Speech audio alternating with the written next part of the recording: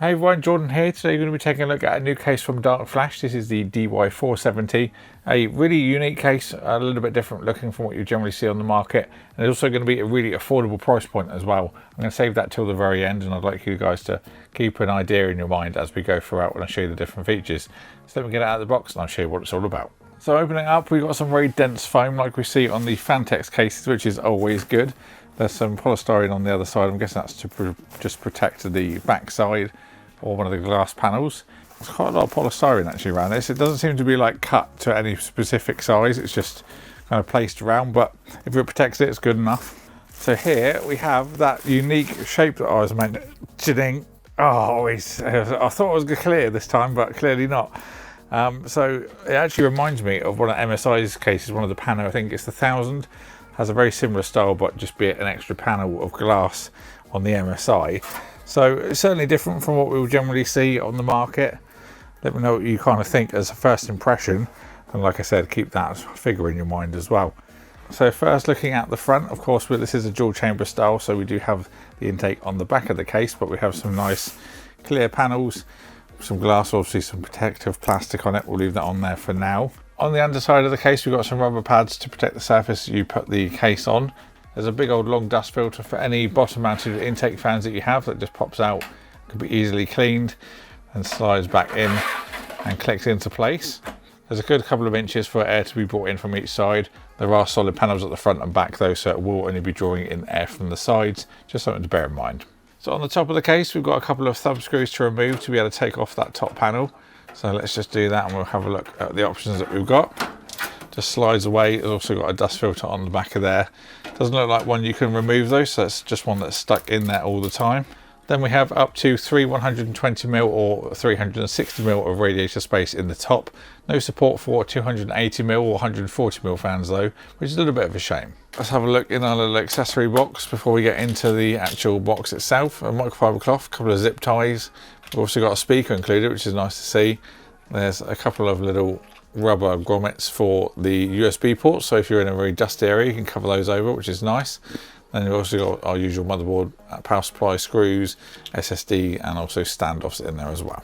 So for this case, we've got the I/O on the right hand side as if you were sitting by it on your desk. So we've got a Type-C. This is also a 10 gigabit port, so USB 3.2 Gen 2. We've also got a headphone microphone jack, individual jacks as well, which is always nice to see. There's two USB 3 ports. We've got a reset and also a power button with LED. Then that's what it looks like with all the ports covered over. Nice little touch to include those in the box. Really do like that. So undoing the screws for the side panel, they are captive as well. There is also a push pin that's very tough to open. I was actually kind of questioning why I couldn't get in the case for a while, but it's just very tough to begin with out the factory. So just give it a bit of a pull and it will come off. Got some pretty thick glass there. I'd probably say about 4mm thick. There's also no tint on it as well. There might be a little bit of tint for the black edition, just something to bear in mind. So inside the case, we have support for an up to ATX motherboard. You could also do micro ATX and also ITX. We have also got the cutouts for the rear cadet motherboards as well. So the MSI Project Zero, Asus BTF, those will be supported in this case, which is a nice little thing, especially this kind of price point as well. Stay tuned, keep that figure in your mind, as yeah, something quite surprising for a case of this price. When you have your motherboard installed, the top two grommets, they have a little bit extra depth as well, so you can bring some cables up, especially for your EPS connectors and any like fan connectors and things like that. You can easily bring those around. There's no grommets on any of the additional little cutouts anywhere. That will be a cost saving measure though, of course. On the right hand side, we have three pre-installed 120mm fans. These are 30mm thick, very similar to the Infinity fans. They have some lighting that go around the outside. They also click together. You can just about see the connector on the rear fan at the bottom there. Very similar methods for them connecting together. The ones on the right hand side will be reverse blade, and then the one on the back is just a standard exhaust, but they are quite nice things to see included. The cables for these are just underneath, but these are our standard 5V addressable 3-pin. There's also a 4-pin PWM for control. We'll of course talk to you about how that works in the conclusion. Another little thing to touch upon, we have got an included anti-sag bracket for graphics card. Really nice little thing to see. It'll also be quite low profile as well, so there won't be that much sticking out, no big support posts or anything like that. Last little things to mention, in the bottom we have support for the three 120mm fans that I previously mentioned with a dust filter in the bottom. No support for 140mm though, again a little bit of a shame I think, bit of a missed opportunity there. And then in terms of maximum support for clearances and things, for our CPU tower we've got a maximum support of 175mm, then you can support a maximum length graphics card of 410mm, might be quite useful to know for the upcoming 5090 series. So on the rear of the case we have got support for up to 120mm rear exhaust fan. There is one pre-installed like I mentioned on the inside. You've got the rear I/O for your motherboard, there's also 7 expansion ports. On the left we've got an ATX power supply mount. There at the bottom is also a little vented space, there's also some SSD slates on the back of that, but we'll look at that when I take off the back panel. So onto the back of the case we have got 2 perforated panels for some fresh air to be brought in either by where the power supply is or the intakes on the left hand side. Also those holes are that combi mix we're seeing on a lot of cases where they're small enough to stop the dust from getting through but big enough for airflow to still travel through nicely. I've got a Cooler Master case that I run daily and that has the same on the front and it works really well. Easy to just brush off all the dust that's on the front, but you do get a nice lot of ventilation through as well. We've got a nice cable management panel to hide all of the cable jumble in the back, so let's just open this up and have a look. So that's those screws out. It's also worth mentioning there are some cutouts for any cables that are coming through, maybe from your AIO that's on the left hand side. Now let's lift this up and that should just pop up. Can we easily take it out? Oh yep, just pops out straight away. I was hoping to see some of those like little catches that we could slide off, but that's also a good little touch, nice and easy to be able to remove to work on the case. That then reveals a lot of depth for our cable management. Of course our power supply is going to go in the top here. There's a little support for that as well. That will be where the back of the motherboard will be, so should you want to change the bracket or something when your motherboard's still in place, you will need to remove the power supply, but it's not too much of a hassle. Got lots of different cable management points. There's loads of Velcro cable ties already installed. We've also got some more cable tie points just where the cutouts are as well.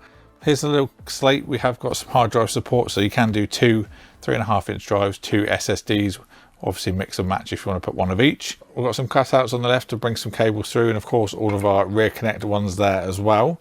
Some more in the bottom if you're going to run any USB headers and things up through there. Now in terms of the actual depth you have to use before the case goes on, you have about 85mm, so lots of depth there. If you're going to use any cable extensions, you can obviously use the additional space at the bottom. If you're not going to use a hard drive, you can get rid of that cage totally, put them all down at the bottom there. So it looks like the rear connect fan is going to daisy chain into the additional ones in the front, so we're going to use just one connector, which is always good. And there's 2 cables there for the PWM control. We've also got the USB-C header, front panel connections that are all loose but shouldn't be too much, at least they're all white, which obviously coordinates nicely. We've then got our type A connector and then finally HD audio. So that was a look around the DY470. I'm now going to get the test system in this to do some thermal testing, and we can then see where it lands in the charts against the other cases that I've tested. The hardware remains the same. I'll set the fans to 1600 RPM, and then it's just literally the case and the fans that are the variable. We can see how it performs. These are 30mm thick fans though, so that may give it a little bit of an edge over the other ones, as generally 25mm is the standard case fan, but we shall see, time will tell. So then I'll get that sorted. I can then talk to you about the build experience, give my overall thoughts and tell you about the actual price. So on to the conclusion for the DY470 from DarkFlash. First of all, there are 3 uninstalled standoffs, which is a little bit strange. I didn't notice that in the overview. I had to add all in the right hand side ones for an ATX board. A little bit strange because it wasn't set up for a specific type of board like M-ATX for example. So why just install a few? Did remind me of the Colink case I looked at a little while back. I didn't have any installed, and being a budget case, and this one is relatively affordable as I'll talk to you more about in a minute, this is something that a beginner might use, and if you don't have all the standoffs included and screwed in, you may end up screwing the motherboard into the back of the case, which could lead to a short and things going pop. So would like to see those all installed from the factory. That being said, I will give them the benefit of the doubt though, because this could be one of the first samples. I had this case for around 6 weeks as the launch was going to be mid-December, so it might have been something that's been fixed in the meantime, but if not, please DarkFlash, please add all of them in. So onto some more positive points. The build experience though was great. I did love the cable management panel on the back. Really nice to hide all the cable management mess. It also covers the back perforated panel as well, so you're not going to see the perforations when you look through the case. I managed to plug in the EPS cables without any issue at all. Also, where we have the two pieces to the roof, it also helps because you can get your hand in there quite easily. I do use an air tower, as you can see, for my test system, but if you use an AIO, you may want to plug those in first. Again, I don't like the lack of 140mm fan support, a little bit strange. That could just be me though. You may not mind if it's only 120s, but there's always the option to get the Dremel out though if you want to add it yourself. There are a couple of parts on this case that show a bit of cost cutting, like for example on the back it's quite soft where the fan mount is, but then you do have really thick pieces of glass which helps the rigidity, so kind of makes up for it. And the other thing that's talking about rigidity is the graphics card support. Even though it's very basic, it does do a really good job, and it's going to be great if you use this case for like a LAN event where you're going to be traveling and it's going to be like bumpy on the way. That's going to keep your graphics card locked in solid. So let's talk temperatures. For my synthetic testing, I saw a maximum of temperature of 77.4, removing the ambient leaves delta of 57.8, putting this in the 5th position of the cases that I've tested yet. Very good for a dual chamber. And like I mentioned, those 30mm fans I think will certainly help with the performance. Also, I think the fans that this case come with are fantastic for a budget case fan. The RGB is really bright and vibrant. You can easily set it in your motherboard software. Also, the white is actually really white as well, which is a nice thing to see, especially on a cheaper case fan. If I was going to use these long term, then I would swap the intake fans around this way, just so the cable goes to the bottom. Just makes it a little bit tidier. I also put the cable going through the back of the case, unlike they had it just going through the front, just again to tidy it up. Also, the daisy chain for the cables aren't very long, so they are a little bit visible at the cutout on the back of the motherboard tray. However, I am using an AM4 board, and anything new has generally got an ARGB header at the bottom of the motherboard, so I'd certainly recommend you connect it there, again to make it a bit more tidy.